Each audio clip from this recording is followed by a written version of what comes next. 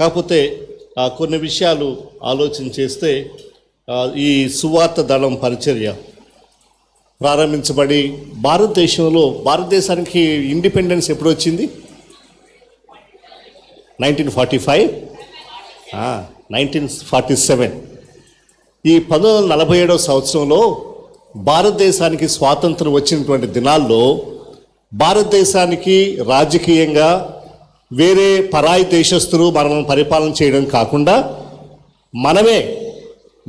మనల్ని పరిపాలన చేసుకోవడం అనేటువంటి ఒక స్వాతంత్రం, పొలిటికల్ ఫ్రీడమ్, రాజకీయపరమైన స్వాతంత్రం భారతదేశానికి రావడం మంచి విషయం. అయితే మనం చరిత్రను జాగ్రత్తగా గమనిస్తే అదే దినాల్లో ఆల్మోస్ట్ అదే సంవత్సరాల్లో 1947, 1945 ఆర్ 1950, 1955, 1960 ఆ 5-10 సంవత్సరాల వ్యవధిలో ఆ కాలంలో మరికొంత విషయం కూడా భారతదేశంలో జరిగింది. ఏది మన స్వాతంత్రంతో పాటు స్వాతంత్రానికి ప్యారలల్గా. అది ఏంటి అని అంటే భారతదేశంలో దాన్ని ఇండిజినస్ మూమెంట్ అంటారు. ఇండిజినస్ మూమెంట్ అంటే ఏంటంటే భారతీయ నాయకులు, భారతదేశంలో ఉన్నటువంటి కొంతమంది క్రైస్తవ నాయకులు, దేవుని బిడ్డలు పరిచర్యను ప్రారంభించారు. క్రిస్టియన్ మినిస్ట్రీ అంటే ఒకవైపు అంతకుముందు దేశంలో రాజకీయంగా ఇంగ్లీష్ వాళ్ళు, బ్రిటిష్ వాళ్ళు మనల్ని పరిపాలన చేస్తూ వాళ్ళ కింద మనం ఉన్నాం. అలాగే పరిచర్యలో కూడా మిషనరీలు, వేరే దేశానికి వచ్చినటువంటి మిషనరీలు, విలియం కేరీతో మొదలు పెట్టుకొని ఆ తర్వాత వేరే మిషనరీస్ చాలామంది వారే మనకు నాయకత్వాన్ని ఇస్తూ వచ్చారు పరిచర్యలో కూడా, క్రైస్తవ సంఘంలో కూడా. అయితే ఈ టైంలో నేను చెప్పినటువంటి 1945 నుండి 1960-65 వరకు ఆరంభించబడినటువంటి పరిచర్యలు మనం చూస్తే, for example LEF, Laymen's Evangelical Fellowship, N Daniel గారు, అలాగే భక్త్ సింగ్ గారు, అలాగే UESI, EU అనేటువంటి పరిచర్య, అలాగే ఇండియన్ ఎవాంజలికల్ మిషన్ IEM అనేటువంటి పరిచర్య, తర్వాత ఫ్రెండ్స్ మిషనరీ ప్రేయర్ బ్యాండ్ అనేటువంటి ఇంకొక పరిచర్య, ఆ తర్వాత కొంతకాలం తర్వాత బ్లెస్సింగ్ యూత్ మిషన్, విశ్వవాణి, లేకపోతే ఇండియా ఎవరీ హోమ్ క్రూసేడ్, ఇలాంటి పరిచర్యలన్నీ కూడా దాదాపు అదే టైంలో ప్రారంభించబడ్డాయి. EU కానీ, IEM కానీ, హెబ్రోన్ సహవాసం కానీ, LEF డానియల్ గారిది కానీ, ఇలాగ. సో అంటే నేను ఎందుకు ఈ విషయం మీకు జ్ఞాపకం చేస్తానంటే, ఆత్మదేవుడు, పరిశుద్ధాత్మ దేవుడు మన భారతదేశంలో ఎలాగ పనిచేస్తూ ఉన్నాడు అనేది మనం అర్థం చేసుకుంటా ఉన్నాం. గాడ్ ఈజ్ ఎట్ వర్క్, దేవుడు పనిచేస్తూ ఉన్నాడు. అదే కోవకు చెందినది, అదే భాగంగా మనం తీసుకోవాల్సినటువంటి మరొక ఉద్యమం గాస్పుల్ బ్యాండ్ మినిస్ట్రీస్. మరి 52 years అని అంటే ఖచ్చితంగా ఒక అర శతాబ్దం ఈ పరిచర్య కొనసాగుతూ ఉంది. ఈ రోజున ఈ 2024లో మనము ఇక్కడ కూర్చున్న భాగస్తులుగా ఉన్నాం. మీలో కొంతమంది 30 సంవత్సరాల నుండి, 40 సంవత్సరాల నుండి, మరి కొంతమంది 20 సంవత్సరాల నుండి ఈ సువార్త దళం పరిచర్యలో మీరు భాగస్తులుగా ఉన్నారు. You are part of this ministry, you are part of this movement. ఈ ఉద్యమంలో మీరు కూడా భాగస్తులు. అయితే నేను చెప్పాలనుకుంటున్న విషయం ఏంటంటే, మనం గతాన్ని గురించి మాట్లాడాం, గతం గురించి మనం ఆలోచిస్తూ ఉన్నాం. అయితే ఇప్పుడు మనం ఆలోచించవలసింది భవిష్యత్తు గురించి. భవిష్యత్తు ఒకవేళ దేవుని రాకడ కనుక ఆలస్యమైతే ఇంకొక 30-40 years వరకు యేసుక్రీస్తు వారు రాలేదనుకోండి, అంటే ఇప్పుడు 2024లో ఉన్నాం, 2034, 2044, 2054, ఇంకొక 30 సంవత్సరాల తర్వాత మీలో ఎంతమంది బ్రతుకుంటారు? ఇంకొక 50 సంవత్సరాల తర్వాత మీరు ఎంతమంది బ్రతుకుంటారు? ఒకవేళ ఒక 10 సంవత్సరాల తర్వాత ఇక్కడ కూర్చున్న కొంతమంది కనపడరు. ఏంటన్నా అక్క లేదు, ఆ అన్న మీటింగ్కి రాలేదంటే, లేదన్నా అక్క దేవుని సన్నిధికి వెళ్ళింది, లేదంటే ఆ అన్న ప్రభు సన్నిధికి చేరాడని మీ గురించి చెప్తారు. నా వయసు 55 సంవత్సరాలు. ఒకవేళ నేను ఇంకొక 10-15 సంవత్సరాలు, 20 సంవత్సరాలు జీవిస్తానేమో. ఒక 20 సంవత్సరాల తర్వాత మోజెస్ అన్న ఏంటి గాస్పుల్ బ్యాండ్ రిట్రీట్కి రాలేదని ఎవరిని అడిగితే, లేదన్నా మోజెస్ అన్న పరలోకానికి వెళ్ళాడు, అన్న పరలోకంలో ఉన్నాడని చెప్తారు కొంతమంది. మీకు అర్థమవుతుందా? మనము భవిష్యత్తు కొరకు సిద్ధపడాలి. నేను కొంతమందిని చూస్తూ ఉన్నాను. నేను వచ్చిన 23 daysలో ఐఎమ్ లుకింగ్ ఎట్ యూ. కొంతమంది పెద్దవాళ్ళు ఉన్నారు, బహుశా 60 సంవత్సరాలు 65 సంవత్సరాలు పైన ఉన్నవాళ్ళు ఇక్కడ కొంతమంది ఉన్నారు. నాకులాగా 50 సంవత్సరాల వయసులో ఉన్న వాళ్ళు ఉన్నారు. కొంతమంది 20 years 25 30 years ఉన్నవాళ్ళు కూడా ఇక్కడ ఉన్నారు. ఇక్కడ ఉన్న చిన్నపిల్లలు ఇద్దరు చూశాను. అక్కడ కొంతమంది గర్ల్స్ కనిపిస్తున్నారు, అక్కడ కొంతమంది బాయ్స్ కనిపిస్తున్నారు. మీరందరూ కూడా వినండి. దేవుడు మిమ్మల్ని ఈ మీటింగ్కి ఈ రిట్రీట్స్కి తీసుకొని రావడం ద్వారా దేవుడు మిమ్మల్ని సిద్ధపరుస్తూ ఉన్నాడు. దేని కొరకు? కొంతకాలం తర్వాత మేము చనిపోతాం, మేము ఉండం. ఒక 20 years తర్వాత 30 years తర్వాత మేము ఉండం, కానీ మీరు ఉంటారు. చిన్నపిల్లలు, యంగ్ పీపుల్.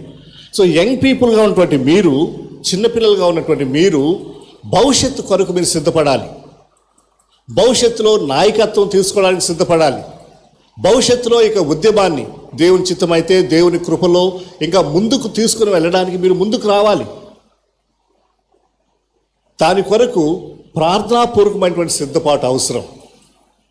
నిజానికి మనం చదువుకుంటున్న ఇక వాక్యం అంతా కూడా మనం పేతురు పత్రిక చదివాం. నిన్న ఈరోజు కూడా అదే కంటిన్యూ చేస్తాం. ఎందుకు పేతురు పత్రిక రాశాడు? అగైన్ 2 ఉద్దేశాలతో రాశాడు ఆయన. ఒకటి, చెదరిపోయినటువంటి విశ్వాసులు, బలహీనంగా కృంగిపోయినటువంటి వారిని ఆదరించడానికి, వారి విశ్వాసంలో బలపరచడానికి రాశాడు. రెండవది, భవిష్యత్తు కొరకైనటువంటి నాయకత్వాన్ని సిద్ధపరచడానికి ఆయన రాశాడు. భవిష్యత్తులో మీరు ఎలా తయారవ్వాలి అని తోటి పెద్దలైనటువంటి నేను మీకు చెప్తున్నానని కొన్ని మాటలు అంటాడు. ఈరోజు అది మనం చదువుతాం. So please brothers and sisters, let us understand 2024 ఈ రిట్రీట్స్ ఈ రోజుతో చివరి కూడిక. రేపు ఆదివారం ఆరాధన. రేపు మధ్యాహ్నం నుండి అందరం కూడా ఎవరి ఇంటికి వాళ్ళు వెళ్ళిపోతాం, ఎవరి సంఘాలకు వాళ్ళు వెళ్ళిపోతాం. అయితే దేవుడు మన పట్ల కలిగి ఉన్న ఉద్దేశాన్ని మనం మర్చిపోవద్దు. దేవుడు నిన్ను, నన్ను, నీతో, నాతో ఏం చేస్తున్నాడు, మనలో ఎలాంటి కార్యాలు చేస్తున్నాడు అనేటువంటి విషయాన్ని గుర్తుపెట్టుకొని ప్రార్థనాపూర్వకంగా ముందుకు వెళ్ళడం అనేటువంటిది చాలా ప్రాముఖ్యమైనటువంటి విషయం. అట్టి కృప దేవుడు మనకు దయచేయునుగాక. దావీదు దేవుని సంకల్పము చొప్పున తన తరము వారికి సేవ చేసి నిద్రించి తన పితరుల యొద్దకు చేర్చబడిను. ప్రార్థన చేద్దాం. కృప కలిగిన మా తండ్రి, పరిశుద్ధుడైన మా ప్రభువా, నీ మహాకృపలో ఈ 50 సంవత్సరాల ఉద్యమంలో ప్రభువా, ఈ గాస్పుల్ బ్యాండ్ పరిచర్యలో మీరు మా అందరినీ కూడా భాగస్థులుగా చేసినందుకై నీకు వందనాలు. గత సంవత్సరాల్లో ఈ ఉద్యమాన్ని నడిపించినటువంటి నాయకుల కొరకై వందనాలు. వారిని బట్టి మిమ్మల్ని పూజిస్తూ ఉన్నాం. అలాగే ఈ సంవత్సరాల్లో, ఈ దినాల్లో, ఈ తరమ వారిలో మమ్ములను మీరు ఏర్పరచుకున్నందుకై నీకు వందనాలు. అలాగే భవిష్యత్తు కొరకు కూడా మేము ప్రార్థన చేస్తూ ఉన్నాం. నెక్స్ట్ 20, 30, 40 years ప్రభా ఈ పరిచర్య ఎలా ముందుకు వెళ్ళాలి, ఇంకా ఎంతమంది నడిపించాలి, ఏ విధంగా దేవుని రాజ్యం ఈ ఉద్యమం ద్వారా విస్తరింపబడాలి అనేటువంటి విషయంలో ప్రభా నీ కృప కొరకై మేము ప్రార్థన చేస్తూ ఉన్నాం. మీరు మమ్మల్ని బలపరచండి, సంఖ్యలో విస్తరింపచేయండి, నాణ్యతలో కూడా విస్తరింపచేయండి. ప్రభా నీ కృప మాకు అవసరం, నీ మీద మేము ఆధారపడుతూ ఉన్నాం. ప్రభా భవిష్యత్తును ఎరిగినటువంటి దేవుడవు నాయన, మీ యొక్క సహాయం మాకు దయచేయండి. ఈరోజు జూన్ 1వ తారీఖున మా యొక్క భారతదేశంలో జరుగుతున్నటువంటి జనరల్ ఎలక్షన్స్లో ఇది చివరి రోజు. కొన్ని రాష్ట్రాల్లో ప్రభా చివరి పోలింగ్ జరుగుతూ ఉంది.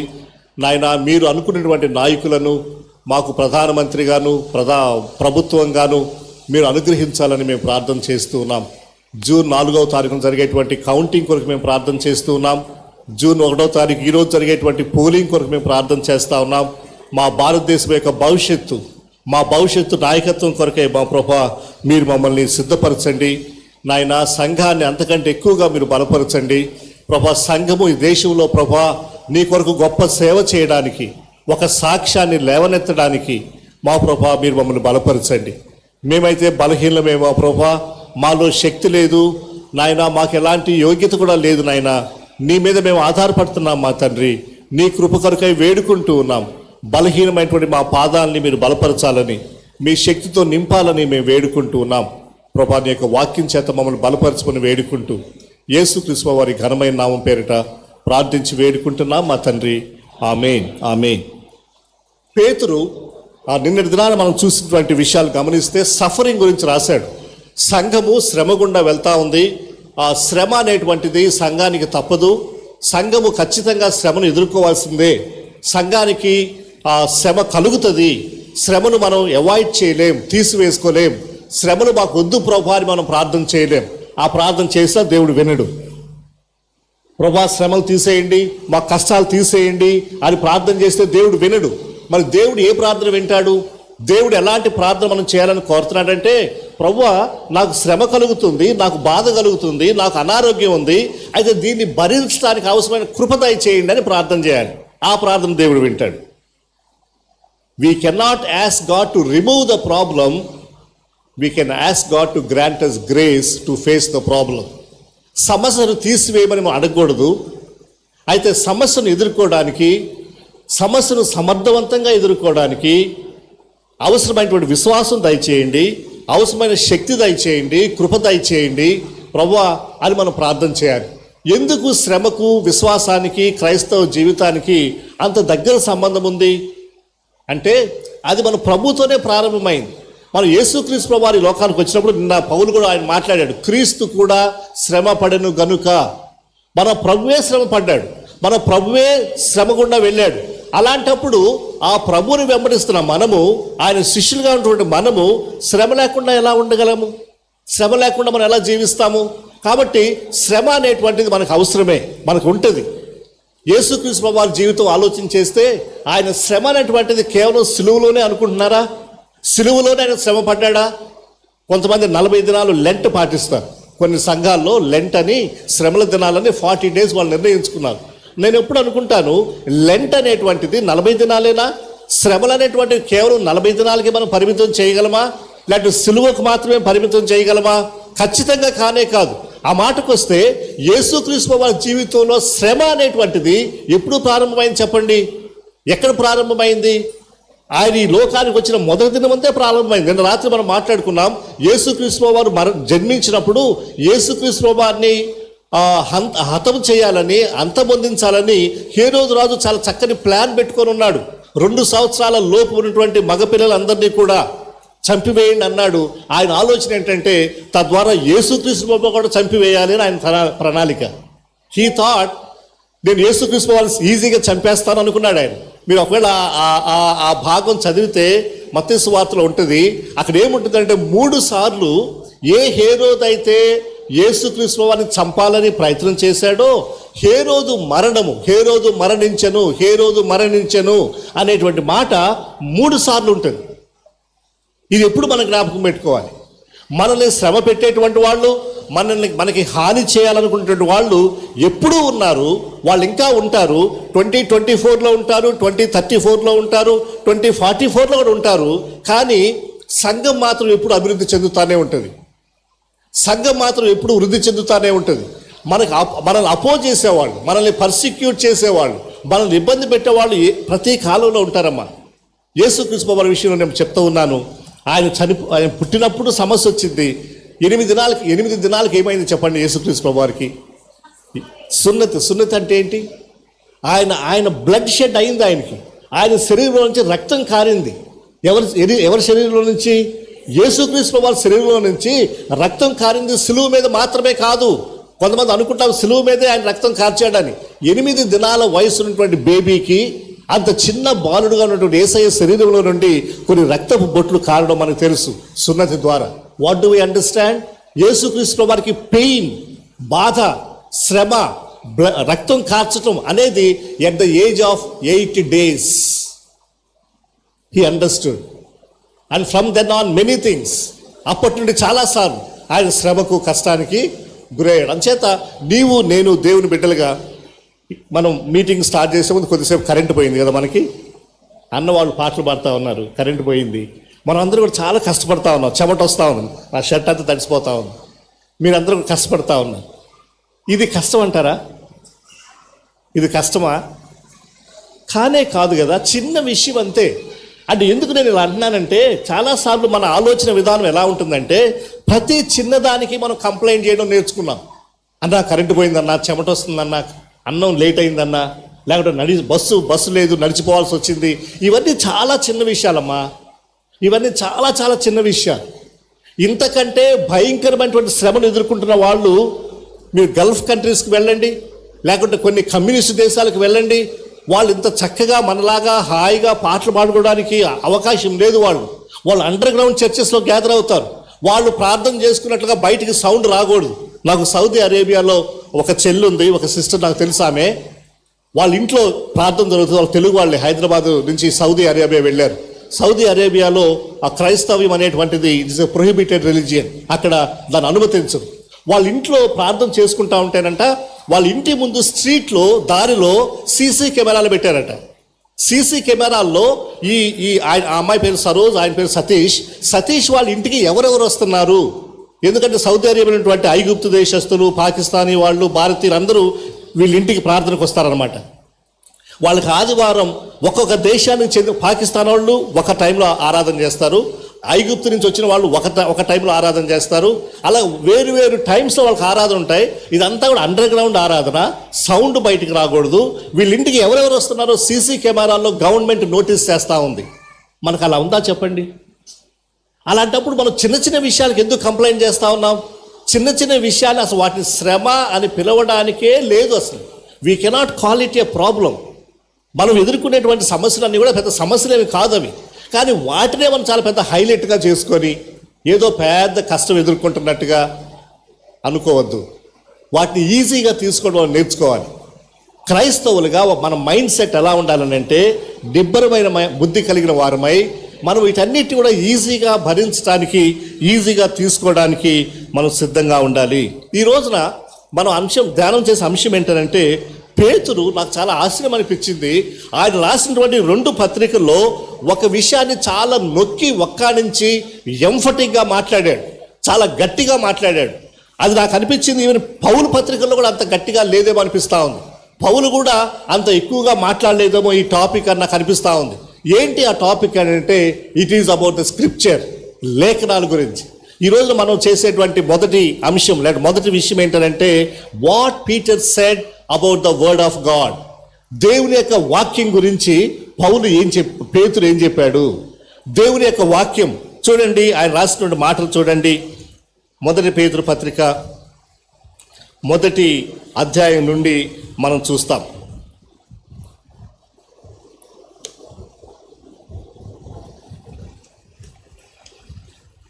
22వ వచనం. మొదటి పత్రిక, పేతురు పత్రిక 1వ అధ్యాయం 22వ వచనం. మీరు అమ్మా చదువు.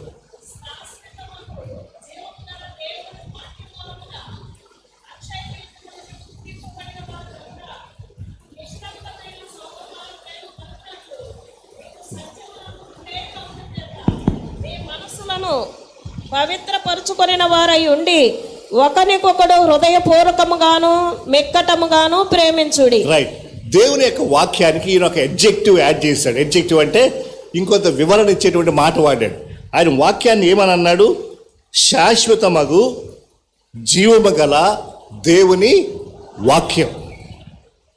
దేవుని యొక్క వాక్యము అనేటువంటిది జీవము గల శాశ్వతమగు దేవుని యొక్క వాక్యం. God's word is living. అది జీవము కలిగినటువంటిది. ఇది ఏదో కొన్ని మాటలు కాదు, ఏదో కొంత జ్ఞానంతో కూడినటువంటి మాటలు మాత్రమే కాదు. కానీ ఈ మాటల్లో జీవం ఉంది. ఏ మాటల్లో? దేవుని మాటల్లో. ఆ కారణం చేత దేవుని యొక్క వాక్యాన్ని లేఖనాలను మనం చాలా సీరియస్గా తీసుకోవాలి. మన యొక్క జననము, మన యొక్క ఎదుగుదల, మన జీవితము అంతా కూడా దేవుని యొక్క వాక్యం మీద ఆధారపడి ఉంది. దేవుని యొక్క వాక్యం అనేటువంటిది దాన్నే మళ్ళీ ఇంకొంచెం ఆయన వివరించారు. చూడండి, 2వ అధ్యాయం 2వ వచనం చదువుతారా? 2, 3 వచనాలు కలిసి ఉన్నాయి.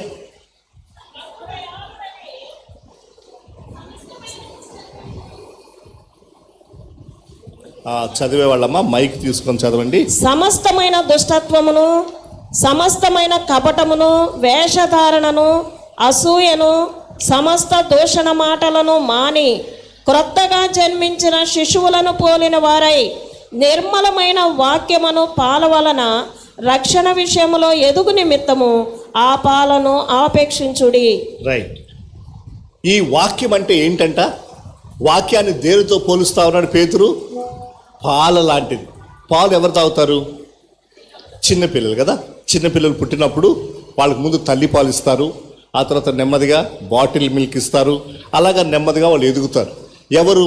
చిన్నపిల్లలు, అప్పుడే పుట్టిన వాళ్ళు, అప్పుడే ఎదిగినటువంటి క్రొత్తగా జన్మించిన శిశువులను పోలిన వారై.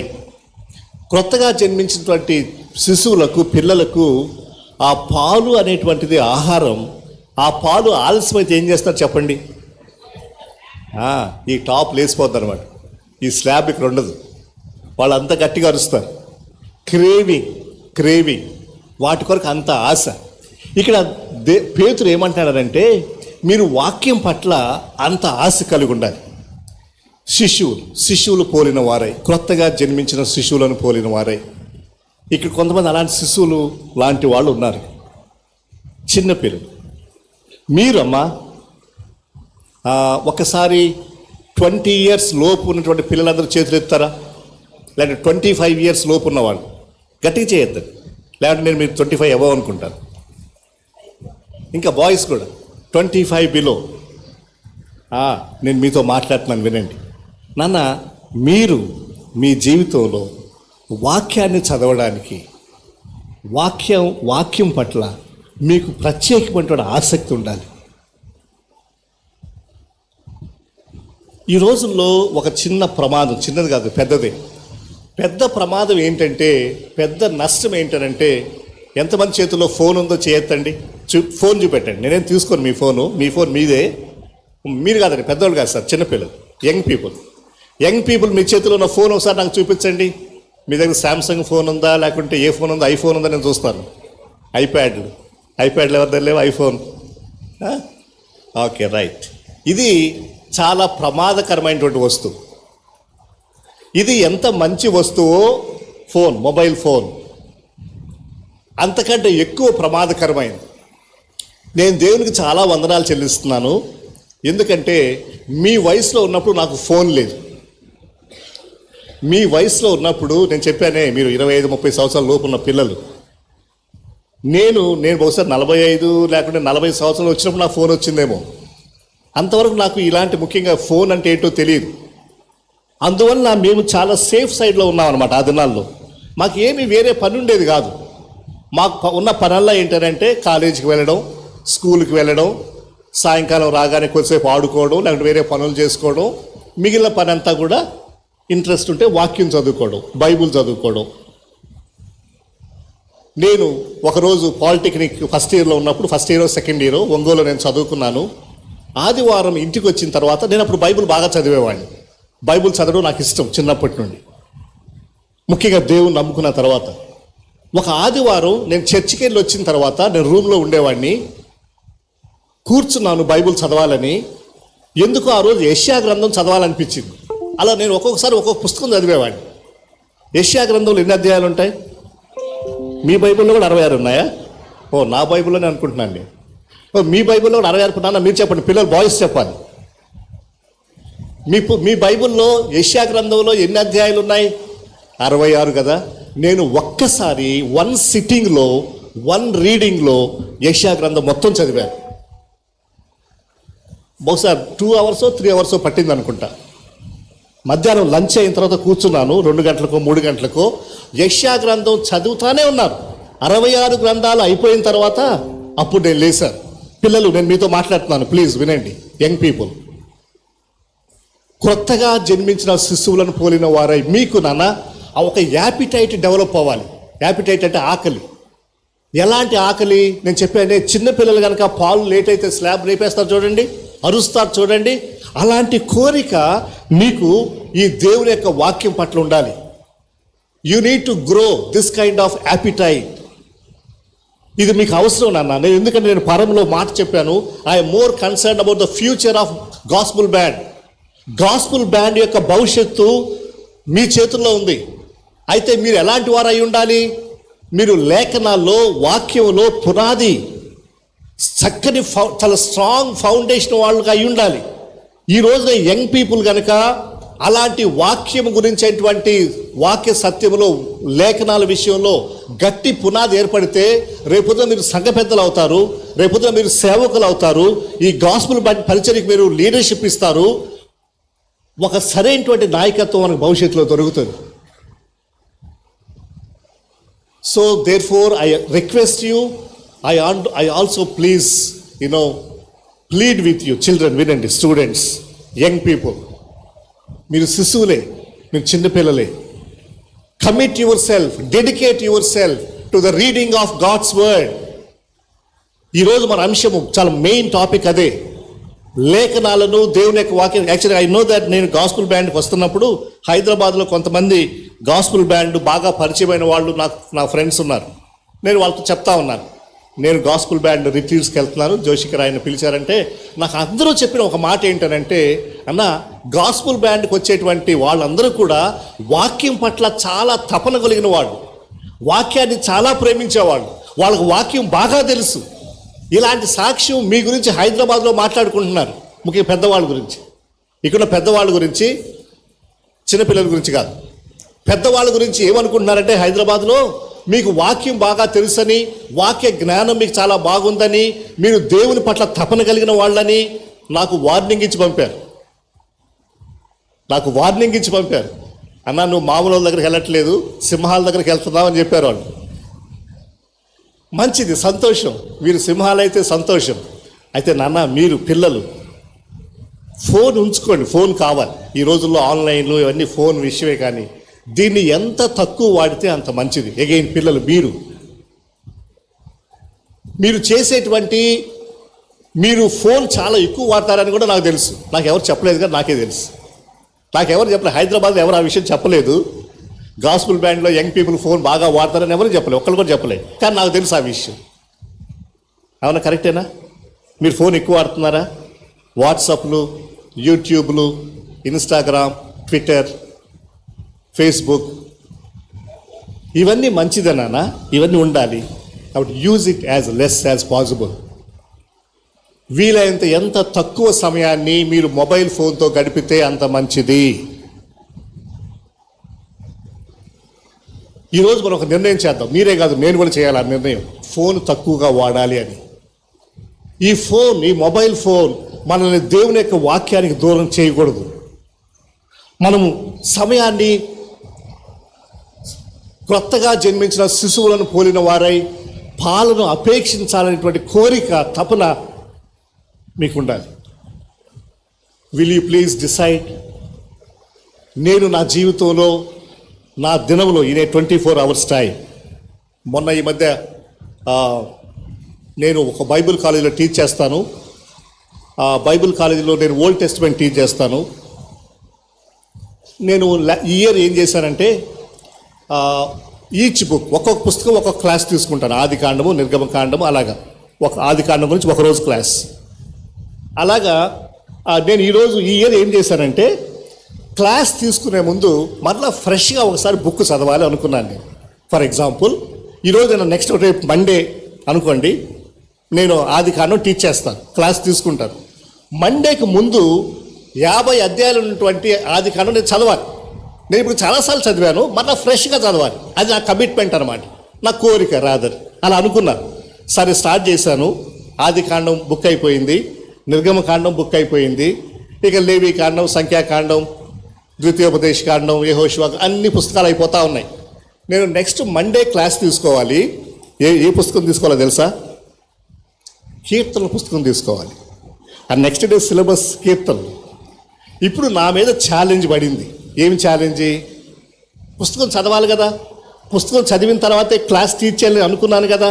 ఇప్పటి వరకు ఆదికాండం అలా చేశాను, నిర్గమకాండం చేశాను, చిన్న చిన్న పుస్తకాలు, రిలేటివ్లీ 50 అధ్యాయాలు, 40 అధ్యాయాలు, అలాగా. ఇప్పుడు నేనేం చేయాలి చెప్పండి? కీర్తనలు చదవాలి. ఆదివారం నేను పాస్టర్ని, ఆదివారం నేను చాలా బిజీగా ఉంటాను, నాకు చాలా ఆరాధనలు ఉంటాయి, మరి నాకు టైం లేదు కదా. మరి సోమవారం నేను క్లాస్ టీచ్ చేయాలి కదా. అయినా నేను అనుకున్నాను, సరే లెట్ మీ ట్రై, కొంత చేద్దాం. కీర్తన గ్రంథము 5 సెక్షన్స్గా ఉంటుంది. మీకు బైబిల్ తెలిస్తే ఒకవేళ ప్రథమ స్కందము, ద్వితీయ స్కందము, తృతీయ స్కందం అని మొదటి బుక్లో 42 అలాగా ఉంటాయన్నమాట.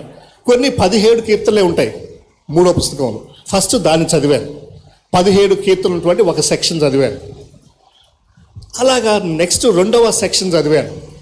సెక్షన్ బై సెక్షన్ వెళ్తా ఉన్నాను. అనిపించింది, నేను అనుకున్నాను నెక్స్ట్ నా క్లాస్ చెప్దాము స్టూడెంట్స్కి, అయ్యా నేను చదవలేకపోయాను, కీర్తన గ్రంథం ఎక్కడ చదువుతాం ఒక రోజులో, పెద్ద పుస్తకం కదా, అసలు నాకు టైం లేదు కదా, ఆదివారం ఆరాధనలోనే నా టైం అంతా పోయింది, అలా ఎక్స్క్యూజ్ అడుగుదాం వాళ్ళని, క్షమించండి ఎక్స్క్యూజ్ చేయండి నేను చదవలేకపోయాను అని అందామని నేను ముందు అనుకున్నాను. కానీ నేను అనుకున్నాను let me give a try చేద్దాం అని చెప్పే కదా. 17 అధ్యాయాలు నా గ్రంథం ముందు చదివాను, తృతీయ స్కందం. అలాగా 2-3 అయిన తర్వాత నేను అనుకున్నాను ఆల్రెడీ 2-3 చదివాను కదా, మిగిలిన చదువుదాం అనుకున్నాను. Night 11 o'clock I finished reading the book of Psalms. I was ready for my class next day.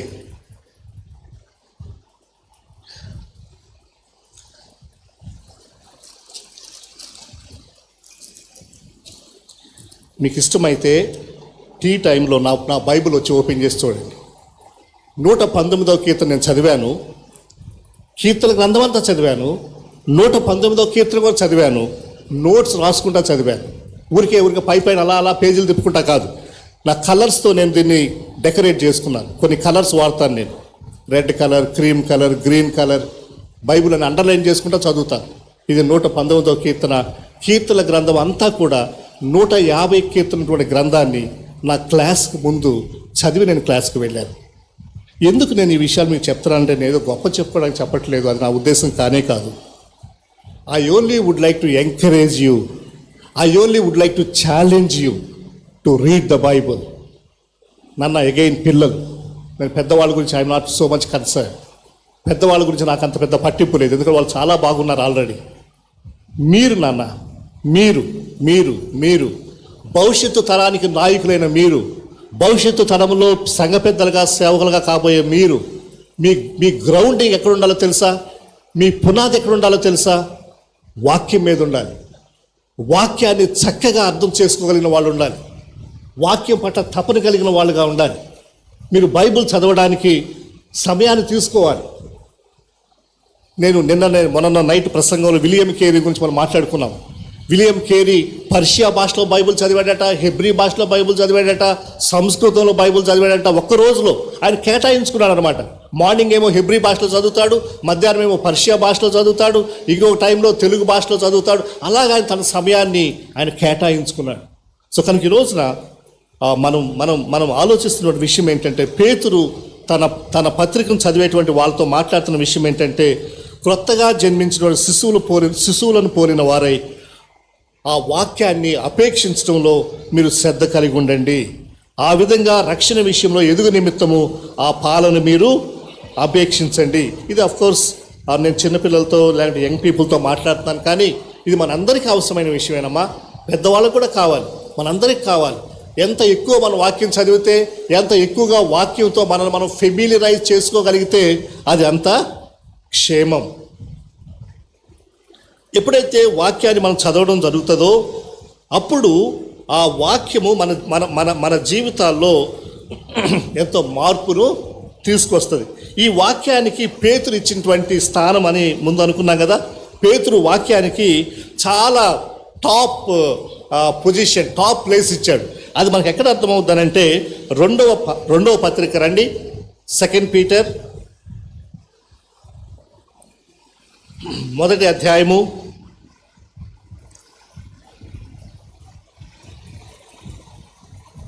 18వ వచనం చదువుతారమ్మా. 18, 19 వచనాలు చదవండి. మేము ఆ పరిశుద్ధ పర్వతం మీద ఆయనతో కూడా ఉండిన వారమై ఆ శబ్దము ఆకాశము నుండి రాగా వింటిమి. మరియు ఇంతకంటే స్థిరమైన ప్రవచన వాక్యము మనకున్నది. తెల్లవారి వేకువ చుక్క మీ హృదయములలో ఉదయించు వరకు ఆ వాక్యము చీకటి గల చోటున వెలుగిచ్చు దీపమైనట్టున్నది. దాని యందు మీరు లక్ష్యముంచిన ఎడల మీకు మేలు. రైట్, ఇక్కడ చిన్న జాగ్రత్తగా కొంచెం వినండి. ఇది ఇప్పుడు పెద్దవాళ్ళు వినాలి. చిన్నపిల్లలు అంత వినకపోయినా పర్వాలేదు. అంటే మిమ్మల్ని నిద్రపోమని నేను చెప్పట్లేదు, లేదా మీ మొబైల్ ఫోన్స్ ఆన్ చేసుకోమని నేను చెప్పట్లేదు. మీరు కూడా వినండి, కానీ పెద్దవాళ్ళు వినండి. పేతురికి చాలా అనుభవాలు ఉన్నాయి. నేను చెప్పాను నిన్న ఇంట్రడక్షన్ ఇచ్చేటప్పుడు చెప్పుకున్నాం. పేతురికి పౌలుకి ఉన్న తేడా ఏంటో మీకు చెప్పాను. పౌలు పత్రికలు రాసినప్పుడు పౌలుకి ప్రభువుతో వ్యక్తిగత సంబంధం లేదు. యేసుక్రీస్తు వారితో తిరిగిన వాడు కాదు, యేసుక్రీస్తు వారి బోధలు విన్నవాడు కాదు, యేసుప్రభు వారితో కలిసి జీవించిన వాడు కాదు పౌలు.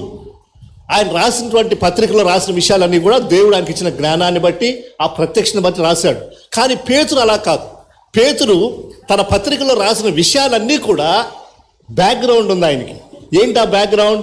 యేసుక్రీస్తు 5 రొట్టెలు 2 చేపలు పంచిపెట్టినప్పుడు ఎలా పంచాడో ఆయనకి తెలుసు, ఆయన అక్కడ ఉన్నాడు. లేకుంటే ఒకళ్ళని స్వస్థపరిచినప్పుడు ఎలా స్వస్థపరిచాడో ఆ యేసుక్రీస్తు వారికి ఉన్న శక్తిని కళ్ళారా చూచాడు, అది ఆయన అందులో ఉన్నాడు. సో కాబట్టి పేతురుకి చాలా ఎక్స్ట్రాడినరీ ఎక్స్పీరియన్సెస్, అనుభవాలు ఉన్నాయి. నేను నిన్న 2 జ్ఞాపకం చేశాను. ఒకటి రూపాంతరపు కొండ అనుభవం. రూపాంతరపు కొండలో యేసుక్రీస్తు వారు ఏ విధంగా మారిపోయారో, మోషే ఏలియాలు వచ్చి యేసుక్రీస్తు వారితో భవిష్యత్తులో యెరూషలేములో జరగబోయేటువంటి విషయాల గురించి ఏ విధంగా చర్చించాడో, ఆ డిస్కషన్ జరుగుతున్నప్పుడు యేసుక్రీస్తు వారికి, మోషేకి, ఏలియాకి మధ్యలో ఆ డిస్కషన్ జరుగుతూ ఉన్నప్పుడు పేతురు దూరంగా ఉండి మధ్యలో నిద్రపోయాడు. కానీ ఆయన కనీసం విన్నాడు, చూచాడు, కొంత ఆయనకి తెలుసు. ఇప్పుడు ఇక్కడ ఆ అనుభవాన్ని జ్ఞాపకం చేసుకుంటా ఉన్నాడు. అయ్యా, నాకు ఒక ఎక్స్పీరియన్స్ ఉంది, నాకు ఒక ప్రత్యేకమైన అనుభవం ఉంది. అదేంటనంటే ఆ రూపాంతరపు కొండ మీద యేసుక్రీస్తు వారు రూపాంతరం చెందినప్పుడు నేను అక్కడ ఉన్నాను. అలాగే మోషే ఏలియాలు వచ్చి ప్రభువారితో డిస్కస్ చేస్తున్నప్పుడు నేను అక్కడ ఉన్నాను. ఆ పరిశుద్ధ పర్వతం మీద ఆయనతో కూడా ఉండిన వారమై ఆ శబ్దము ఆకాశం నుండి రాగా వింటిమి. He had that first hand experience. ఏమ్మా, నేను మిమ్మల్ని ఒక విషయం అడగమంటారా? ముఖ్యంగా పెద్దవాళ్ళని అడగమంటారా? సేవకులని, పెద్దల్ని. ఇన్ కేస్ ఒకవేళ మీకు అలాంటి ఎక్స్పీరియన్స్ ఉందనుకోండి, ఏంటి పరలోకంలో జరిగే విషయాలు, మోషే వచ్చి మీతో మాట్లాడడం, ఏలియా వచ్చి మీతో మాట్లాడడం, యేసుక్రీస్తు ప్రభువు డైరెక్ట్గా మీతో వచ్చి కొన్ని విషయాలు మాట్లాడడం, ఇలాంటి అనుభవాలు ఉంటే మనం రోడ్డు మీద నిలుస్తామండి? ఎక్కడుంటాం మనం? అసలు మనం వేరే ఫీల్ అయిపోతాం అనమాట. మా మిగిలిన విశ్వాసుల కంటే, మిగిలిన ఆర్డినరీ బిలీవర్స్ కంటే నేను ఎంత గొప్పో తెలుసండి. నాతో మోషేతో నాకు పరిచయం ఉంది. నేను మోషేని చూశాను, ఏలియాని చూశాను నేను. మనం అస్తమానం ఒకడు మాట్లాడాల్సి వస్తే అదే మాట్లాడుతూ ఉంటాం. ఎందుకంటే వీఆర్ ఎక్సైటెడ్, వీఆర్ ఓవర్వెల్మ్డ్. ఏంటి ఆ ఎక్స్పీరియన్సెస్తోని సంతోషం. అలాంటి అనుభవాలు మనకు లేవు కొంతమందికి. మంచిది ఉంటే అసలు మనం నిలవు. కొంతమంది అలా ఉన్నారు ఈ రోజుల్లో. బయట ఉన్నటువంటి లోకంలో కొంతమంది వాళ్ళకు ఉన్నటువంటి కొన్ని అనుభవాలను ఎంత ఎక్కువ చేసి మాట్లాడతారంటే ఇంక అదే మాట్లాడుతూ ఉంటారు. నా పేతురు ఏమంటాడు చెప్పండి? పేతురు దాని గురించి ఏమంటున్నాడు? ఆ పరిశుద్ధ పర్వతం మీద ఆయనతో కూడా ఉండిన వారమై ఆ శబ్దం ఆకాశం నుంచి రాగా వింటిమి. మరియు అమ్మ జాగ్రత్తగా చూడాలి, ఈ వచనాన్ని దయచేసి అందరూ గమనించండి. 19వ వచనం, మరియు ఇంతకంటే స్థిరమైన ప్రవచన వాక్యము మనకున్నది. ఎంతకంటే స్థిరమైన? ఆ పరిశుద్ధ పర్వతం మీద నాకున్న అనుభవం కంటే, యేసుక్రీస్తు వారిని డైరెక్ట్గా యేసుక్రీస్తు వారిని చూసి మోషే ఏలియాను చూడడం అనేటువంటి అనుభవం కంటే, ఆ పర్వతం మీద నాకున్న అనుభవం కంటే ఇంకా స్థిరమైనటువంటిది ఏంటి? What is more better? వాక్యం. పేతురు ఈ మాట రాయడానికి అర్థం ఉంది, ఒక ఉద్దేశం ఉంది. నేను అన్నాను కదండి, భవిష్యత్తు తరమని. భవిష్యత్తు తరంలో కొంతమంది ఏమనుకుంటారంటే, ప్రభువా నువ్వు నాకు కనపడు, నువ్వు నాకు చూపించుకో, నువ్వు నాతో మాట్లాడు, ఒకసారి మోషేని పంపించు, వాళ్ళతో నాతో మాట్లాడు. ఇలాంటి వాటి కొరకు ఆశపడే తత్వము, ఆశపడే స్వభావము జరుగుతుంది. పేతురుకి ఆ విషయం తెలుసు. అందుకని పేతురు అన్నాడు, నాయన మీరు దయచేసి అలాంటి దర్శనాల కోసం లేదంటే అలాగే స్పెషల్గా మీకేదో స్వరం వినబడాలని దాన్ని కోరుకోకండి, అది అవసరం లేదు. ఆ మాటకు వస్తే నాకున్నాయి ఆ అనుభవాలు. నేను చాలాసార్లు ఆ పర్వతం మీద వాళ్ళని వీళ్ళని చూశాను. గెత్సేమనే వనంలోకి వెళ్ళాను. యేసు ప్రభువారి యొక్క ఇన్నర్ సర్కిల్లో నేను ఉన్నాను.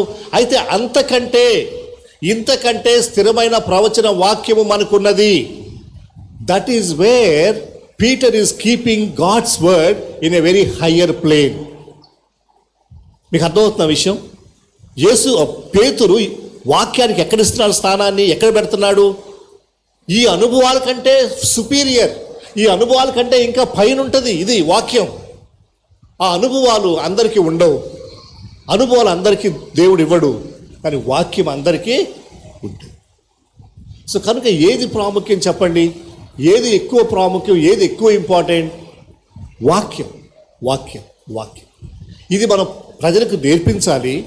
మనం మన జీవితాల్లో వాక్యానికి అంత స్థానాన్ని మన జీవితాల్లో కలిగి ఉండాలి. భవిష్యత్తు తరాన్ని నిర్మించే విషయంలో వాక్యం చేత పెంచటం, వాక్యం చేత వాళ్ళను ఎదిగింప చేయడం, వాక్యానికి ఆ స్థానం ఇవ్వడం చాలా ప్రాముఖ్యమైనటువంటి విషయం. తర్వాత ఆ లేఖనాల గురించి మరికొన్ని విషయాలు రాశాడు. కింద వచనాల్లో 20-21 వచనాలు, 2వ పత్రిక 1వ అధ్యాయం 20వ వచనం 21వ వచనం. ఒకడు తన ఊహను బట్టి చెప్పుట వలన లేఖనములో ఏ ప్రవచనమును పుట్టదని మొదట గ్రహించుకొనవలెను. ఏలయనగా ప్రవచనము ఎప్పుడునూ మనుషుని ఇచ్చన బట్టి కలుగలేదు గాని మనుషులు పరిశుద్ధాత్మ వలన ప్రేరేపింపబడిన వారై దేవుని మూలముగా పలికిరి. రైట్. ఆయన అంటున్నాడు, వాక్యం అనేటువంటిది ఈ బైబిల్ గ్రంథం ఎలా వచ్చింది, మన చేతుల్లోకి బైబిల్ గ్రంథం వాక్యం ఎలా వచ్చింది? ఎవరు కూడా ఊహించి ఏదో కలలకని వాళ్ళు అనుకున్నటువంటి విషయాలు చెప్పడం ద్వారా బైబిల్ వాక్యం మన చేతుల్లోకి రాలేదు. మరి ఎలా వచ్చిందట? దేవుడు ఏలయనగా ప్రవచనం ఎల్లప్పుడూ మనిషిని ఇచ్చని బట్టి కానీ కలుగలేదు, కానీ మనుషులు పరిశుద్ధాత్మలో ప్రేరేపబడిన వారే దేవుని మూలముగా పలికిరి. సో అంచేత ఈ యొక్క వాక్యాన్ని మనం అప్రోచ్ అవుతున్నప్పుడు, ఈ వాక్యాన్ని మన చేతుల్లోకి తీసుకున్నప్పుడు మనకు ఉండవలసిన ఆలోచన ఏమిటంటే, ఈ వాక్యము పరిశుద్ధమైనటువంటి దేవుని యొక్క వాక్యం. ఈ వాక్యం మన చేతుల్లోకి వచ్చిందనంటే అంత ఈజీగా రాలేదు. మనుషులు దేవుని మూలముగా పలికారు. ఆ పలికినటువంటి మాటలు నిన్న రాత్రి మీకు జ్ఞాపకం చేశాను. మొదటిగా ఈ వ్రాతపూర్వకమైనటువంటి మాటలు, వాక్యం ఎవరిచ్చారు మనకి? ఎవరి ద్వారా వచ్చాయి? ఎక్కడొచ్చాయి? First written word of God ఎక్కడొచ్చింది? సీనాయి పర్వతం మీద మోషే చేతుల్లోకి 2 టాబ్లెట్స్, 2 పలకల మీద 10 ఆజ్ఞల రూపంలో, అది ఫస్ట్ అక్కడ బిగిన్ అయింది. వాక్యం అనేటువంటిది రావడం అక్కడ ప్రారంభమైంది. ఆ తర్వాత ఆ ప్రవక్తలు వాళ్ళు వీళ్ళు పలికారు, వాళ్ళు కూడా రాశారు. ఇర్మియా రాశాడు, మిగిలిన చాలామంది గ్రంథాన్ని రాశారు. ఆ తర్వాత ఈ 66 పుస్తకాలు మన కొరకు సిద్ధపరచడం జరిగింది. 66 పుస్తకాలు బైబిల్లోకి వచ్చిన తర్వాత అది మొదటిలో ప్రారంభంలో గ్రీకులో, హెబ్రీ భాషలో ఉండేవి. ఆ తర్వాత దాన్ని లాటిన్ భాషలోకి మార్చారు. లాటిన్ భాషలో బైబిల్ దాదాపు 1000 సంవత్సరాలు ఉండిపోయింది. 1000 సంవత్సరాలు, 300 AD నుండి దాదాపుగా 1000 AD తర్వాత వరకు కూడా ఆల్మోస్ట్ 1500 AD వరకు బైబిల్ లాటిన్ భాషగా ఉండిపోయింది. ఆ దినాల్లో కొంతమంది బైబిల్ లాటిన్ భాషలోనే ఉంటే ప్రజలకు అర్థం అవ్వట్లేదు అని చెప్పి బైబిల్ని ట్రాన్స్లేట్ చేయడానికి ప్రారంభించారు. అయితే ఏం జరిగిందో తెలుసండి మీకు? ఆ టైంలో అక్కడ ఉన్నటువంటి చక్రవర్తులు, అధికారులు, రాజులు బైబిల్ని ట్రాన్స్లేట్ చేయడానికి ఒప్పుకోలేదు. మరి ముఖ్యంగా విలియం టిండేల్ అనేటువంటి వ్యక్తి బైబిల్ని ట్రాన్స్లేట్ చేయాలని ప్రారంభించాడు. అయితే విలియం టిండేల్కి ఏమైందో తెలుసా? William Tyndale was punished. ఎందుకు ఆయన పనిష్మెంటు? బైబిల్ని ట్రాన్స్లేట్ చేశాడు అనేటువంటి నేరం ఆయన మీద వేశారు. బైబిల్ని ట్రాన్స్లేట్ చేయడం ఒక నేరంగా ఎంచబడింది. ఆ దినాల్లో ఆయన్ని లిటరల్గా కాల్చి చంపేశారు. ఆయన ఇలాంటి గుంజకు కట్టేసి దానికి నిప్పు పెట్టి ఆయన అలాగా కాలిపోయాడు, చనిపోయాడు. నేను ఎందుకు ఈ విషయాలు మీకు జ్ఞాపకం చేస్తానంటే, ఈ రోజున బైబిల్ మన చేతుల్లోకి ఈ విధంగా ఒక పుస్తకం రూపంలో వచ్చిందనంటే దీని వెనక చాలామంది దీనికోసం ప్రాణం పెట్టారు. దీన్ని తర్జుమా చేయడానికి, మన చేతుల్లోకి రావడానికి, మన భాషలోకి రావడానికి, ఆ తర్వాత బైబిల్ని ప్రింట్ చేసి ఒక బుక్ రూపంలోనికి తీసుకురావడానికి ఎంతోమంది ప్రయాసపడ్డారు. ఈ రోజున బైబిల్ ఈ విధంగా మన చేతుల్లో ఉందనంటే దీని వెనకాల చాలా ప్రయాసం. కారణం ఏంటో తెలుసా? కారణం ఏంటనంటే దేవుడు తన మాటలు నీకు తెలియాలి అని. దేవుడు తన మాటలు నీకు అర్థం కాకుండా గ్రీకులోనో, హెబ్రీలోనో, లాటిన్లోనో, ఇంగ్లీష్లోనో ఉంటే అది నీకు అర్థం కాదు, నువ్వు చదవలేవు. కానీ నువ్వు కూడా చదువుకోవాలి, నువ్వు కూడా వినాలి, నువ్వు కూడా అర్థం చేసుకోవాలి. మన మీద అలాంటి ప్రేమ కలిగినటువంటి దేవుడు ఈ బైబిల్ గ్రంథాన్ని, తన మాటలను మన కొరకు, మన భాషలో, మనకు అర్థమయ్యేటువంటి విధానంలో ఇలాగ ఒక హ్యాండీగా మన చేతుల్లో పట్టుకొని వెళ్ళడానికి వీలుగా బైబిల్ మన చేతుల్లోకి వచ్చింది. మన జీవితంలో మనం కలిగి ఉండేటువంటి అన్ని ప్రశస్తమైన విషయాల కంటే బైబిల్ వాక్యం, దేవుని యొక్క వాక్యం ద మోస్ట్ ప్రెషియస్, చాలా ప్రశస్తమైనది, చాలా విలువైనది. ఈ వాక్యానికి, ఈ యొక్క వాక్యం పట్ల మనకు ప్రేమ కలిగి కమిట్మెంట్ కలిగి ఉండి ఈ వాక్యాన్ని చదువుకోవడానికి ధ్యానించడానికి. అంతేకాదు ఎజ్రా గ్రంథం తీద్దామా? ఎజ్రా గ్రంథం 7వ అధ్యాయం 10వ వచనం చదవండి. ఎజ్రా గ్రంథం 7వ అధ్యాయం 10వ వచనం. ఆ దినాల్లో వాక్యం చాలా తరచుగా ఉండేది. వాక్యం అందరి చేతుల్లో ఉండేది కాదు. చదవమ్మా. యెహోవా ధర్మశాస్త్రమును పరిశోధించి దాని చొప్పున నడుచుకొనుటకును ఇశ్రాయేలీయులకు దాని కట్టడలను విధులను నెరవేర్చుటకును దృఢ నిశ్చయము చేసుకొనెను. ఎజ్రా అండి దేవుని యొక్క వాక్యాన్ని పఠించడంలో, దేవుని యొక్క వాక్యం పట్ల ఒక స్పెషల్ కమిట్మెంట్ కలిగి ఉండడంలో ఎజ్రా ఒక ప్రత్యేకమైనటువంటి వ్యక్తి.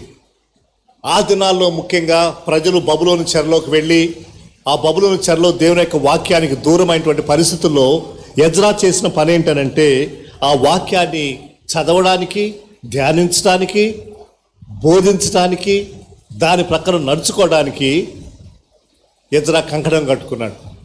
ఎజ్రా దేవుని యొక్క వాక్యాన్ని బోధించడం. ఈరోజున అగైన్ పెద్దవాళ్ళుగా, సేవకులుగా, సంఘ పెద్దలుగా, లేదంటే మెచ్యూర్డ్ బిలీవర్స్గా ఉన్నటువంటి మన మీద ఉన్నటువంటి బాధ్యత ఏంటంటే ఎజ్రా లాగా దేవుని యొక్క వాక్యాన్ని ఇతరులకు బోధించడం, దాని ప్రకారం చేయడము, దాన్ని ధ్యానించడము, దాని యొక్క అర్థాన్ని గ్రహించడము, ఇతరులకు బోధించడం మనం చేయవలసిన పని. అది ఈజీ కాదు, అంత సులభం కాదు. ఎందుకంటే డీవియేషన్స్ చాలా ఎక్కువ ఉన్నాయి. ప్రజలు ఈ దినాల్లో దురద చెవులు కలిగిన వారై వేరే విషయాలను వినడానికి, వారి వైపు వెళ్ళడానికి చాలా ఈజీ మార్గాలను ఎన్నుకునేటువంటి దినాల్లో మనం జీవిస్తూ ఉన్నాం. People do not have any desire, any priority for God's word. అవి కాదు ఈ దినాలు. అగైన్ ఒక 30-40 సంవత్సరాల క్రితం ప్రజలు దేవుని యొక్క వాక్యాన్ని బాగా చదివేవారు. వాక్యాన్ని చదవడానికి చాలా సమయాన్ని తీసుకునేవాడు, సమయాన్ని వెచ్చించేటువంటి వాడు.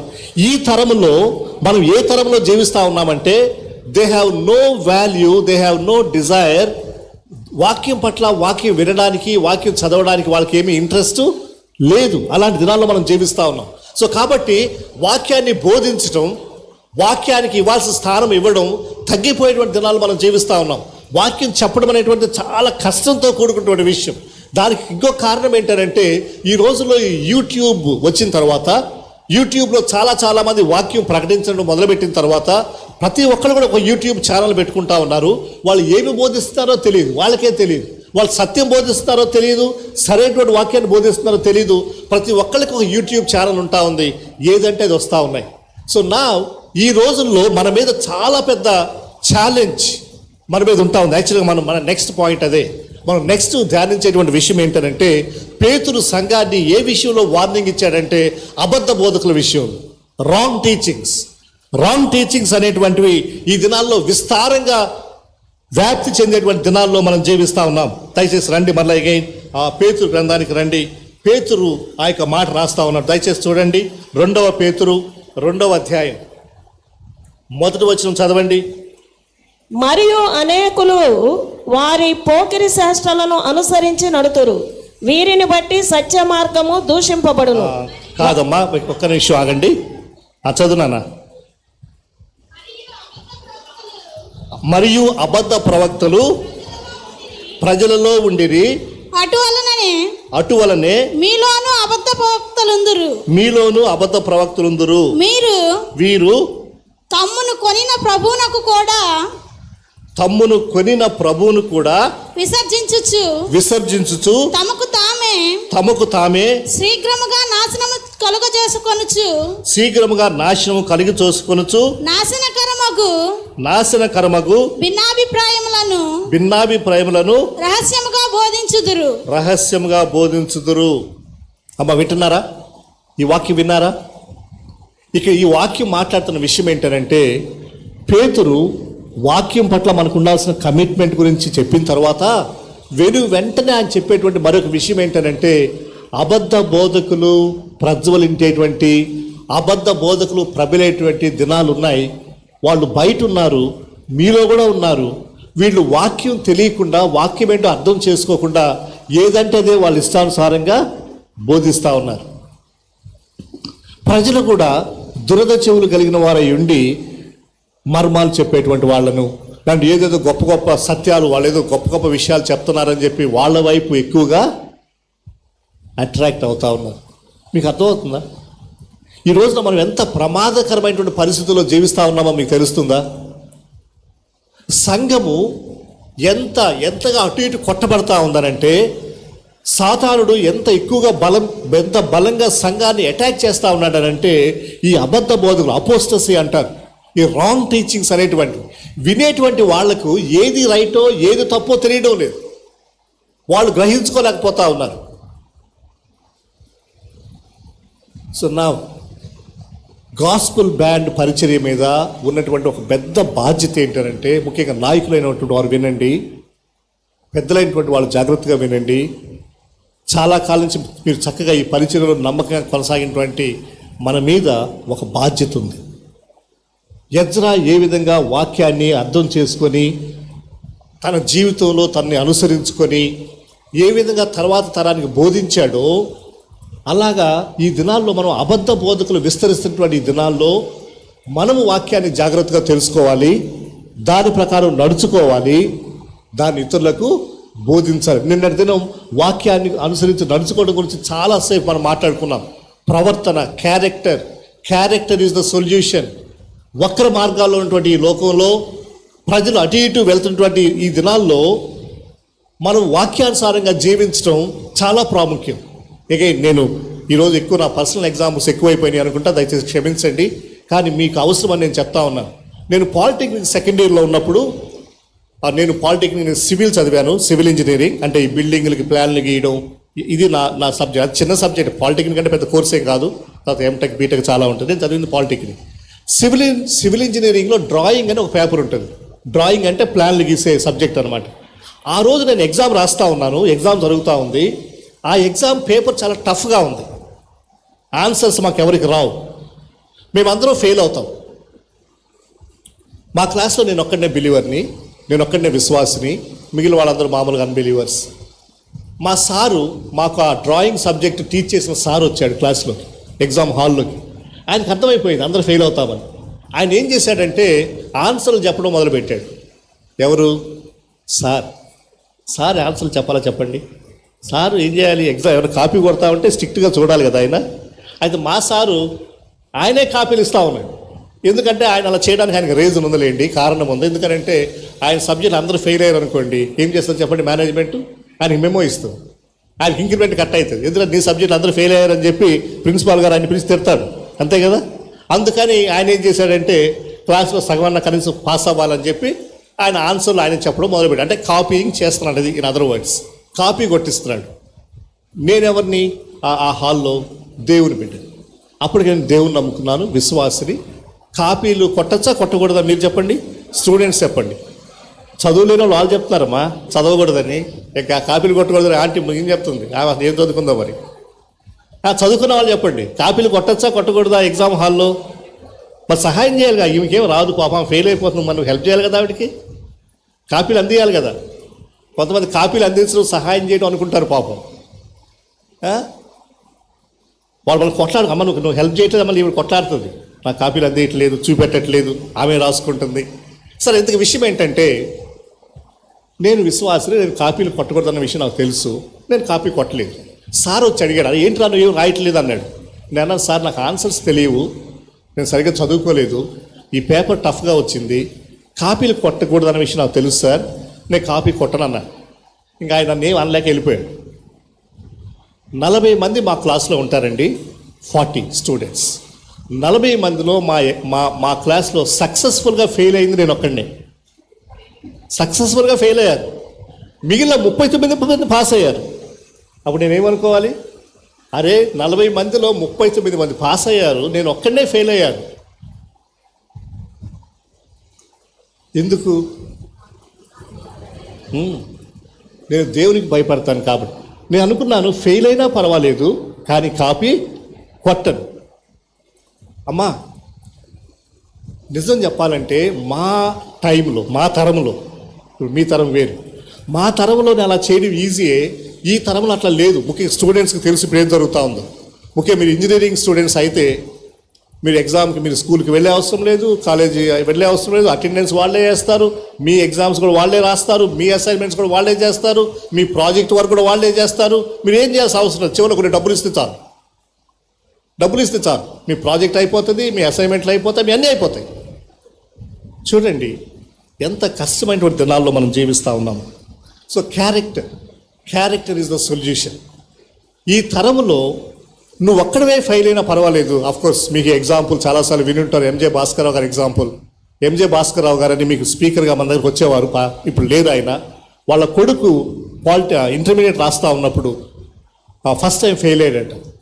ఫెయిల్ అయినప్పుడు వాళ్ళ మమ్మీ డాడీ నెక్స్ట్ టైం మళ్ళీ కాలేజీకి ఎగ్జామ్కి వెళ్ళేటప్పుడు పిలిచి, నాన్న నువ్వు మళ్ళీ ఎగ్జామ్కి వెళ్తా ఉన్నావు, మేము నీకోసం ప్రార్థన చేస్తాం, నువ్వు ఇంకోసారి ఫెయిల్ అయినా పర్వాలేదు కానీ నువ్వు కాపీ కొట్టకూడదు నాన్న అని చెప్పారట. ఎంజే భాస్కర్రావు గారు వాళ్ళ మిస్సెస్, ఆవిడ కూడా ప్రిన్సిపల్, ఇద్దరు ప్రిన్సిపల్స్. ఆ అబ్బాయి రెండోసారి కూడా ఫెయిల్ అయ్యాడు.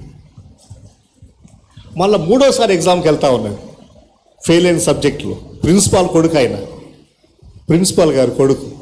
మూడోసారి కూడా అదే చెప్పారట. భార్యాభర్తలు ఇద్దరు తల్లిదండ్రులు పిలిచి ప్రార్థన చేసి, నాన్న నీకోసం మమ్మీ నేను ప్రార్థన చేస్తాం, నీవు మూడోసారి ఫెయిల్ అయినా పర్వాలేదు కానీ నువ్వు కాపీ కొట్టడానికి వీలు లేదు అని చెప్పాడు. నువ్వు దేవుని బిడ్డగా ఉండాలి, నువ్వు దేవుని బిడ్డగా ఈ సాక్ష్యం కలిగి ఉండాలి. ఆ అబ్బాయి 5 సార్లు ఫెయిల్ అయ్యాడు ఇంటర్మీడియట్. ఒక ప్రిన్సిపాల్ కొడుకు. ఎంజే భాస్కర్రావు గారు అంటే చాలా పెద్ద పేరు, కలెక్టర్లు కూడా ఆయనకు భయపడతారు. అంత ఇంటిగ్రిటీ ఉన్నటువంటి, అంత జ్ఞానం ఉన్నటువంటి మనిషి ఆయన. He was a very knowledgeable person, amazing man of God. వాళ్ళ కొడుకు ఆయన ఏ ప్రిన్సిపాల్గా ఉన్నాడో అదే కాలేజీలో ఎగ్జామ్ రాసి 5 సార్లు ఫెయిల్ అయ్యాడు. Character is the solution. నేను సారికి అదే మాట మాట్లాడుతున్నాను. రోజులు మారినాయి అని చెప్పి, స్టాండర్డ్స్ మారినాయి అని చెప్పి, గవర్నమెంట్ మారుతూ ఉన్నాయి, ప్యాటర్న్స్ మారుతూ ఉన్నాయి, వాక్యం మారదు, వాక్య సత్యాలు మారవు నాన్న. ఇక్కడ కూర్చున్న మీరు యంగ్ పిల్లలు వినండి, స్టూడెంట్స్ వినండి. మీ మీ మీ మీ కాలేజ్ డేస్లో, మీ కాలేజ్ లైఫ్లో మీరు పాపం చేయకుండా ఉండడం చాలా ప్రాముఖ్యం. మీరు ఏదో ఒక విధంగా ఉద్యోగం సంపాదించుకోవడం ప్రాముఖ్యం కాదు, కాపీలు కొట్టి పాస్ అవ్వడం ప్రాముఖ్యం కాదు, లంచాలు ఇచ్చి ఉద్యోగం తెచ్చుకోవడం ప్రాముఖ్యం కాదు, వాక్య సత్యాల ప్రకారం నడుచుకోవడం ప్రాముఖ్యం. మీరు ఫెయిల్ అయినా పర్వాలేదు, మీకు ఉద్యోగం రాకపోయినా పర్వాలేదు. వింటున్నారా? ఇలాంటి వాళ్ళు భారతదేశానికి కావాలి. భారతదేశం మారాలి అనంటే, భారతదేశం దేవుని తెలుసుకోవాలనంటే ఇలాంటి దేవుని భయం కలిగి, దేవుని యొక్క వాక్య ప్రవర్తన ఉన్నటువంటి బిడ్డల ద్వారానే జరుగుతుంది. ఈరోజు మనం ఒక పెద్ద సవాల్ మీ ముందు ఉంచుతా ఉన్నాం. It's not going to be easy for you. No, ఇది ఏమాత్రం మీకు ఈజీ కాదు. ఎందుకంటే రోజులు చాలా మారిపోయాయి. తప్పు చేయడం అనేటువంటిది నార్మల్ అయిపోయింది. ఎగ్జామ్లో కాపీ కొట్టడం అనేటువంటిది నార్మల్ అయిపోయింది. అది పెద్ద పాపంగా ఎంచేటువంటి దినాలు కాదు ఇవి. ఆ సెన్సిటివిటీ అనేటువంటిది, ఆ సున్నితత్వం, పాపం విషయంలో సున్నితంగా ఉండడం అనేటువంటిది పెద్ద, ఆ సున్నితత్వం పోయింది. It has become a normal thing. పాపం చేయడం, వాక్యానికి భయపడి వాక్యానుసారంగా జీవించడం అనేటువంటిది ఈ రోజుల్లో అది ఒక రేర్. ఎవరో ఎక్కడో. మరలా ఇక మనం చూపిద్దాం. మనం దేవుని బిడ్డలు మొదటిగా, రెండవదిగా గాస్పుల్ బ్యాండ్ ఐడెంటిటీ కలిగినటువంటి వాళ్ళం. మనం గాస్పుల్ బ్యాండ్కి ఒక ఐడెంటిటీ ఉంది. గాస్పుల్ బ్యాండ్ గురించి బయట ప్రజలు మాట్లాడుకునే విధానం వేరేగా ఉంది. వీళ్ళు దేవుని బిడ్డలు, వీళ్ళు దేవుని పట్ల భయభక్తులు కలిగిన వాళ్ళు, వీళ్ళు వాక్యాన్ని ప్రేమించేటువంటి వాళ్ళు, వీళ్ళు దేవుని కొరకు జీవించడానికి తపన కలిగినటువంటి వాళ్ళు. This is the kind of identity and this is the kind of testimony that we have in the society. Now we need to keep it up. దానిని అలాగా ఉంచడం అనేటువంటిది, ఆ స్టాండర్డ్ని అలాగా ఉంచడం అనేటువంటిది నీ మీద, నా మీద ఉన్నటువంటి బాధ్యత.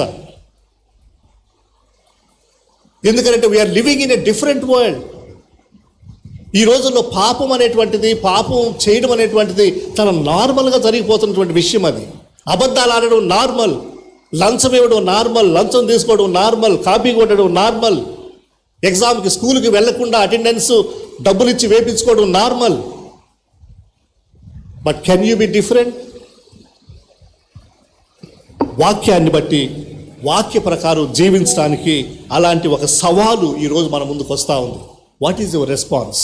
మీరేమంటారు? మీరు దేనికి ఓటు వేస్తారు? దేనికి విధేయత చూపుతారు? ఏ పక్షంగా మీరు నిలబడతారు? యెహోషువ అన్నాడు, మీరు ఎవరి పక్షంగా నిలబడతారో మీరు నిర్ణయించుకోండి.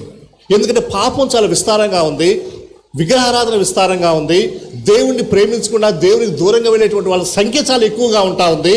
ఇలాంటి పరిస్థితుల్లో మీరు ఎటు వెళ్తారో మీ ఇష్టం అమ్మా. It is up to you, choice is yours. అయితే నేను నా కుటుంబం మాత్రం యెహోవానే సేవిస్తాం. అది మా డెసిషన్, అది మా నిర్ణయం. అది మేము మాత్రం కాంప్రమైజ్ అవ్వం.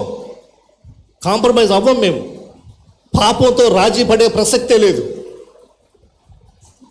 తమ్ముడు, చెల్లి, పెద్దవాళ్ళు, అక్కల్లారా, అన్నల్లారా, మనం ఈ రోజున అలాంటి నిర్ణయం చేద్దామా?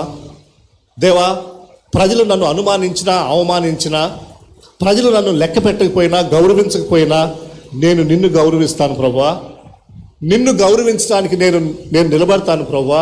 అది నాకు నష్టమైనా పర్వాలేదు, అది నాకు నష్టాన్ని కలుగు చేసినా నాకు పర్వాలేదు ప్రభువా. I want to be faithful, I want to remain faithful.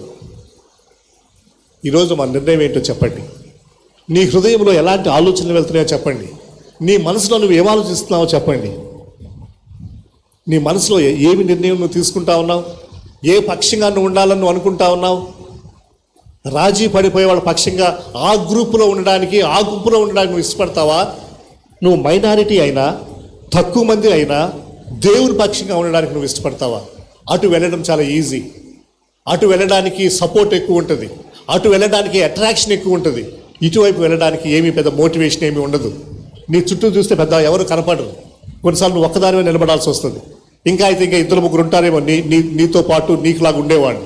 నువ్వు మైనారిటీగా ఉండాలి. బాయ్స్, దేవుడు మనతో మాట్లాడుతున్నాడు.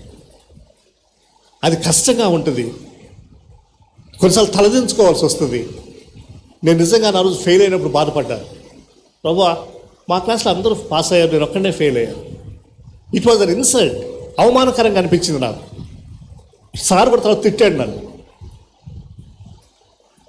It's okay.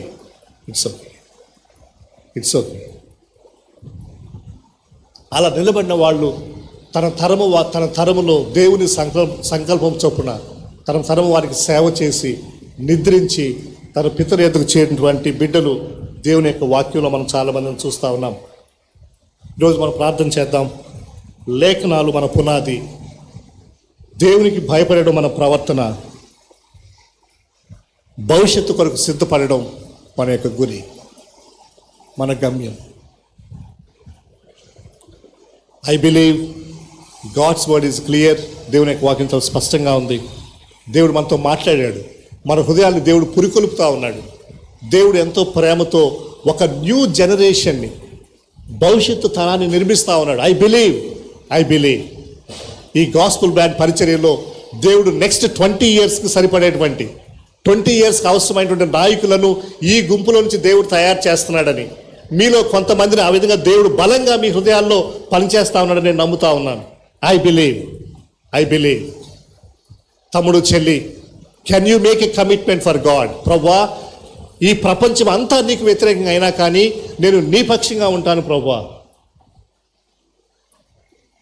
ప్రార్థన చేద్దాం. దేవుడు ఒకవేళ నీతో మాట్లాడుతూ ఉంటే, దేవుడు నీ లోపల యొక్క కన్విక్షన్ తీసుకొస్తా ఉంటే, దేవుడు నీ హృదయంలో ఆత్మదేవుడు ఇలాంటి ప్రేరణ పురికొల్పిస్తూ ఉంటే, నువ్వు దేవునికి లోబడడానికి భయపడద్దు, దేవునితో మాట్లాడడానికి భయపడద్దు. ప్రభువా, నేను నీ పక్షంగా నిలబడతాను ప్రభువా, నేను నీ పక్షంగా ఉంటాను ప్రభువా, భవిష్యత్తు కొరకై, ఈ భారతదేశం యొక్క భవిష్యత్తు కొరకై నేను నీ పక్షంగా ఉంటాను ప్రభువా అని దేవునితో చెప్దామా? నీ నీ నీ సమాధానం, నువ్వు దేవునికి నువ్వు ఇచ్చేటువంటి ఆ ప్రతిస్పందన, it's going to be very very important. ఎందుకనంటే నీ ద్వారా దేవుడు భవిష్యత్తులో గొప్ప కార్యాలు చేయబోతా ఉన్నాడు. దావీదు ఒక్కడే, నోవహు ఒక్కడే, యోనా ఒక్కడే, మోషే ఒక్కడే, వీళ్ళందరూ ఒక్కొక్కళ్ళు వాళ్ళ తరములో దేవుని కొరకు జీవించారు. దేవుని సంకల్పం చొప్పున వాళ్ళు సేవ చేశారు.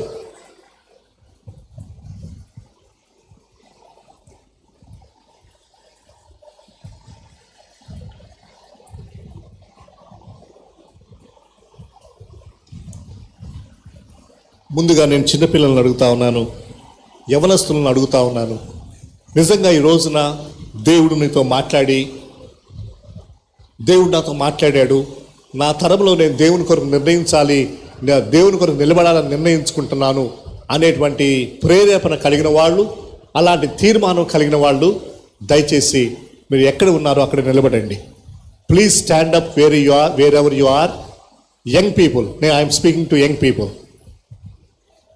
ఒకవేళ ఈరోజు ఉదయం దేవుడు నీతో మాట్లాడి ఉండుంటే, నీవు దేవుని పక్షంగా ఉండాలనే కోరిక తపన నీకుంటే, యూ ప్లీజ్ స్టాండ్. అమ్మా ఎవరు నిలబడ్డారు, ఇంకెవరెవరు ఉన్నారని మీరు చూడకండి, అది అవసరం లేదు.